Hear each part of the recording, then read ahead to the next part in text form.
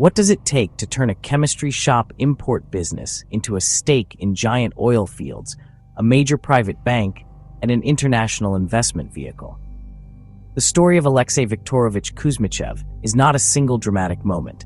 It's a long accumulation of small, repeatable decisions made by a tight group of people who learned how to trade, to finance, and finally how to survive in an economy that never stopped changing. Alexey Kuzmichev was born in Kirov on October 15, 1962. He came of age in a system defined by stability, formality, and heavy state control. A world where career tracks were predictable and where private enterprise, in the modern sense, simply didn't exist. Yet even in that environment, you could see the contours of what would later become the new Russia. Technicians, engineers, and students who were good with numbers, good at logistics, and willing to improvise. After secondary school, he did what many young men of his generation did: military service. In the early 1980s, he served as a radio operator on the Soviet-Chinese border.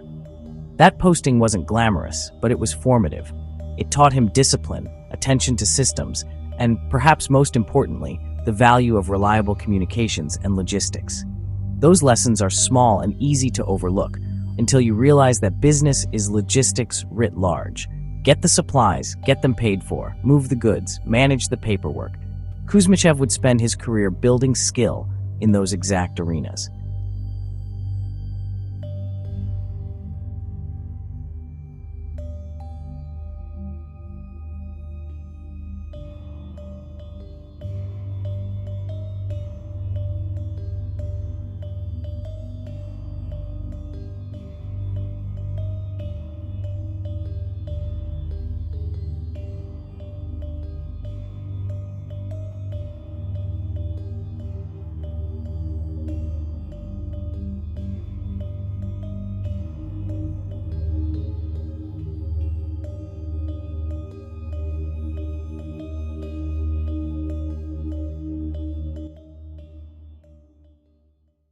He studied at the Moscow Institute of Steel and Alloys, a technical university that produced engineers rather than entrepreneurs. There, he met several fellow students who would become lifelong collaborators, most notably Mikhail Fridman and German Kahn. They were engineers together, and they shared the same combination of technical training and an appetite for opportunity. Those early friendships would later become the core of one of Russia's most influential business groups. In 1988, still in the last years of the Soviet Union, Kuzmichev and his classmates started a small entrepreneurial project called Alfa Photo. It sounds almost quaint today: photographic chemicals and import trade. But it was the perfect training ground. Importing anything from abroad in that era required persistence, the ability to navigate bureaucracies, and a willingness to work in the spaces between formal rules and practical needs. Through Alfa Photo, they learned how to build supply lines, how to tap foreign suppliers, and how to handle the basic mechanics of trading: contracts, delivery terms, foreign currency, and credit. That knowledge is deceptive in its simplicity.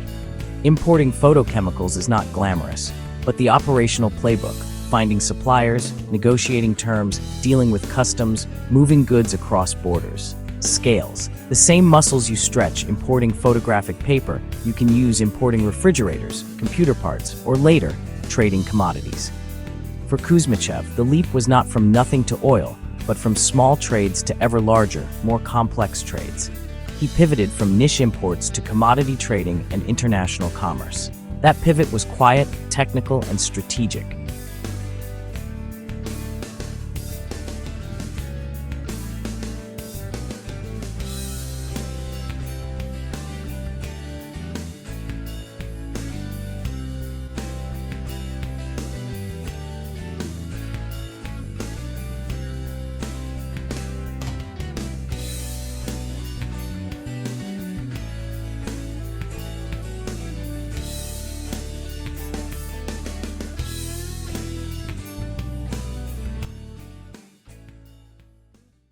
The 1990s then offered a historic opening.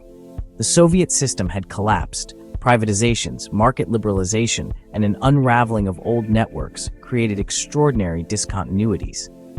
Rules changed overnight. Assets that had once been state-controlled were up for grabs. For entrepreneurs who had developed muscle in trade and financing, these disruptions were opportunities. The Alfa partners, Fridman, Khan, Kuzmichev, and others, didn't invent the market transformation, but they were among those who learned how to exploit it systematically. They broadened their activities into finance, retail, telecoms, and energy, creating a web of interlocking businesses that could support each other. Alfa Bank became their financial arm. VimpelCom and other telecom holdings gave them exposure to consumer communications. Retail investments like stakes in supermarket chains let them capture consumer spending. But crucially, they were not merely collectors of unrelated assets. They built an ecosystem in which financing, trade, and distribution could be coordinated. A bank that could fund trade, a trading arm that could source commodities, a retail network that could distribute goods. This is the kind of horizontal and vertical integration that multiplies returns. Kuzmichev, by inclination and skill, gravitated toward the trading and structuring side of the business. He was known as a steady operator, less the public face and more the pragmatic manager of deals and logistics. Where others took center stage, he worked on the contract terms, on counterparty relationships, on the details that make big transactions executable and defensible. One of the watershed moments for the Alfa partners came with their increased involvement in oil. The post-Soviet privatizations and the chaotic environment of the 1990s created openings in energy that few sectors could match for scale. The formation of TNK, and later the TNK-BP joint venture that paired Russian oil assets with Western technical and managerial know-how, became an enormous story in the history of modern Russian corporate development. It was an era of complicated partnerships, cross-border negotiations, and political sensitivity. Over time, involvement in the oil sector transformed latent trading expertise into liquid, generational wealth. When TNK-BP's owners sold stakes to Rosneft, the transaction crystallized enormous value for private shareholders. For Kuzmichev, that meant converting embedded, often politically sensitive assets into cash, a process that reshaped his personal liquidity and the group's capacity to invest internationally. Those sales were not just financial engineering.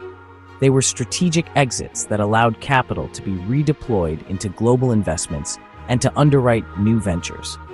As their resources grew, the Alfa partners formalized an international structure to manage offshore investments. Letter One, based in Luxembourg and later operating across Europe, Letter One became the vehicle for investments in energy, telecoms, technology, and infrastructure. Letter One signaled a deliberate reorientation, from managing opportunistic domestic deals to playing the long game in regulated Western markets. That was a very different environment, one where reputation, compliance, and multiple layers of regulatory scrutiny mattered deeply. Operating across borders changed the calculus. Sanctions, national security reviews, and a growing geopolitical sensitivity to Russian capital in critical sectors all affected what could be done and where. Letter One's playbook required not only investment acumen, but legal buckling, careful ownership structures, layered governance, and a willingness to litigate and to negotiate with governments when necessary. Those cross-border tensions came into focus in various legal and political battles. Governments in Europe and the UK scrutinized investments in telecoms and infrastructure more aggressively. Letter One found itself at the intersection of business ambition and national security concerns, an awkward place for any investor, but especially for one with Russian-founded capital. Over time, this environment forced strategic adaptations, sales of particular assets, legal defenses in court, and reconfiguration of boards and governance structures. Alongside boardroom strategy, there have been episodes that pulled Kuzmichev into public attention, some for business, some for legal processes. In 2013, a major sale of TNK-BP assets to Rosneft produced one of the big liquidity events of the era, and later years saw Kuzmichev move to adjust his holdings, selling stakes, reorganizing ownership, stepping back from certain directorships. The 2010s and early 2020s were a period of both accumulation and careful pruning. Then came a geopolitical shock that changed the playing field for many Russian businessmen. International sanctions imposed in reaction to Russia's actions on the global stage made cross-border capital movement more difficult and brought new reputational exposures. Some investors sold assets, Others repositioned ownership. Secretary of State decisions, EU and UK lists, and high-profile litigation all became part of the risk landscape. For investors whose advantage was mobility and international reach, reduced mobility was not merely inconvenient, it was a constraint on business strategy. Kuzmichev and his partners responded in various ways. Some stakes were sold, some assets were restructured, and across the board there was an emphasis on legal defense and on making management structures more independent and arm's length where possible. That kind of defensive restructuring is common when political risk spikes. Keep the business operational, protect the people on the ground, and preserve value for the long term. It's important, though, to separate personal image from strategic choices. Kuzmichev has remained a private figure. Unlike many ultra-wealthy individuals who cultivate public philanthropy or a media profile, he has maintained a relatively low public profile, residing outside Russia for long stretches, holding property abroad, and preferring discreet corporate structures. That discretion is strategic. In markets where visibility can attract legal or political attention, opacity is sometimes the chosen form of defense. But discretion also colors how others remember him. Where some tycoons seek the spotlight, Kuzmichev's influence operated through networks and governance. The lists of shareholders, the quiet votes at board meetings, the structuring of trades in paperwork that most people never see. He built influence not by spectacle but by competence, the day-to-day work of ensuring payments clear, that delivery dates are met, and that contracts withstand the test of disputes and inspections. Thinking about personality, it's useful to imagine a kind of temperament that fits the career he built. Sober, methodical, attuned to the details of trade and to the flows that enable larger deals. Those personal attributes map to his career function. When deals succeed because the paperwork was ironclad and the logistics perfect, who gets credit? Often not the one in the spotlight. But the person who keeps the machine running becomes indispensable. There are lessons in that style. One is the power of networks. The friends you make early in life, classmates, partners, can become partners in business if you nourish those relationships with trust and shared competence. Another is the value of operational expertise. Deals are not abstractions, they are sequences of actions, of shipments, of signed papers. The ability to execute often outvalues rhetorical flourish. Of course, scale invites complexity and controversy. Large groups that touch banking, oil, and telecoms inevitably encounter lawsuits, regulatory probes, and political scrutiny. Alfa and related entities have been involved in various legal disputes over the years, disagreements about ownership, lawsuits over control, and public policy interventions that forced sales or restructuring. These episodes are part of the cost of doing business at scale in transitional economies, and they highlight another lesson. With size comes the need for legal sophistication and public relations strategy, not only commercial strategy. In recent years, there have been high-profile legal and diplomatic moments involving Kuzmichev and his partners. Some were the result of national authorities scrutinizing foreign investments in critical infrastructure. Others were connected to wider geopolitical considerations. When a company or investor becomes entangled in national security assessments, the stakes shift from just profit to questions of sovereignty and public interest. For investors that began in the fast-moving chaos of post-Soviet markets, these developments were an unfamiliar second-order challenge. How to defend investments in courts and public institutions while keeping the underlying businesses viable. At a human level, this has consequences. For people who built careers on seizing openings, a sudden maritime of legal restrictions or a frozen asset is not merely an inconvenience, it's a strategic pivot. Some of the moves you see, selling stakes, re-registering assets, shifting headquarters, are practical responses to this new reality. They are also political acts. Not every sale is about maximizing return. Sometimes it's about preservation. If we look at Kuzmichev's arc in full, there's a pattern. Start with operational excellence, scale through relationships and integration, then manage visibility and legal risk. The result is wealth measured in billions, recognition on lists that attempt to quantify fortune. But the real story is how modular competence in trading and finance became a lever for building an empire of companies that touch millions of customers every day. There is also a more ambiguous legacy. The process of building modern Russian private capital involved navigating a chaotic, often legally underspecified landscape. Some observers argue that wealth accumulation during this period raised questions about legitimacy and about the interplay of politics and business. Others point to tangible outcomes: banks that offered credit to consumers, supermarkets that supplied food to growing urban populations, telecom networks that connected families. Kuzmichev's businesses, like many of his contemporaries, delivered both concentrated wealth and broad consumer services. What can entrepreneurs and students of business learn from this life? First, mastery of operations is underrated.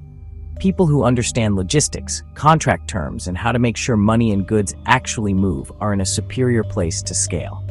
Second, cultivate deep, trustworthy partnerships. The Alpha cohort succeeded in large part because they acted together, pooling capital and distributing risk.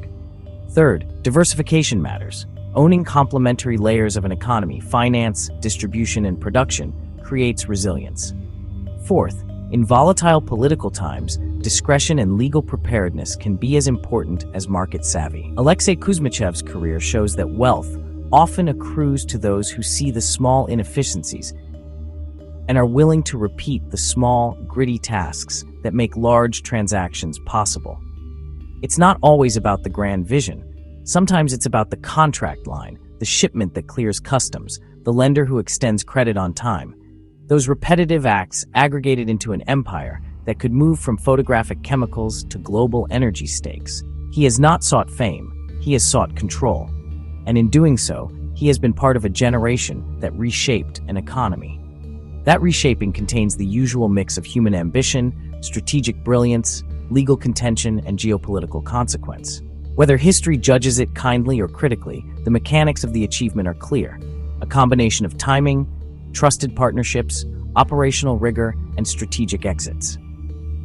If you listen to this story with a practical ear, you might come away with two ideas. First, when systems change, those who have operational advantage and partnership advantage can compound those to become disproportionately influential. Second, building for the long run in a contested political environment requires constant legal and strategic adaptation. What gets you in the game can't always keep you there. You have to be ready to change strategies when the context changes.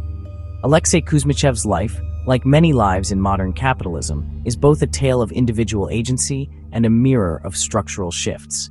It's a reminder that fortunes are rarely the product of singular genius. They are usually the product of repeated, competent decisions and the luck of being where history cracked open a new path. His story is not done. Capital moves, laws change, and markets open and close. But the pattern is instructive. Start with craft, build networks, diversify intelligently, and always have a plan for the political weather.